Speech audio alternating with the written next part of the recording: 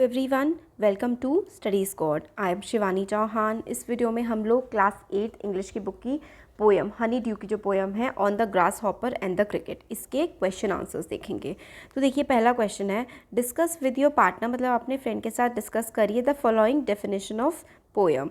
A poem is made of words arranged in a beautiful order. Poem क्या होती है? कुछ मतलब इस तरीके से जो राइमिंग से कुछ वर्ड्स होते हैं वो उससे पोएम बनती है।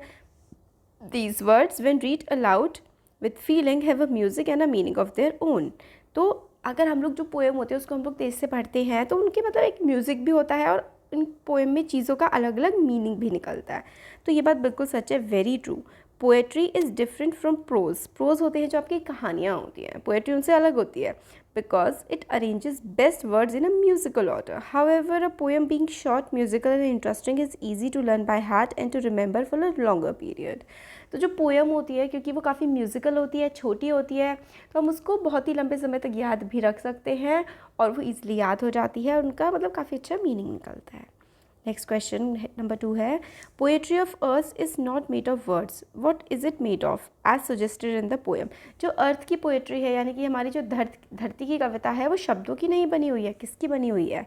तो poetry of earth is made up of chipping of birds in trees and a grasshopper's sound, thus they sing joyfully without a long break। तो जो अर्थ की पोएट्री है ना, जैसे कि पत्तों की आवाज़, पेड़ों की, और जो चिड़ियाँ हैं, अलग अलग कीड़े मकोड़े, सबकी जो आवाज़ होती है प्यारी प्यारी सी, वही अर्थ की पोएट्री है। और ग्रास हॉपर भी गाना गाता है। Find the poem lines that match the following.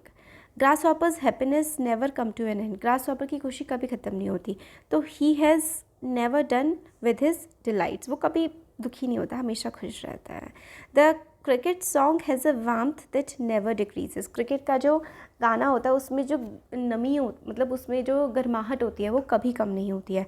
Cricket song in warmth increasing ever. Cricket की जो गाने की, क्रिकेट जो होता है ना, कीड़ा होता है, उसकी जो गाने की गर्माहट है वो हमेशा बढ़ती जाती है।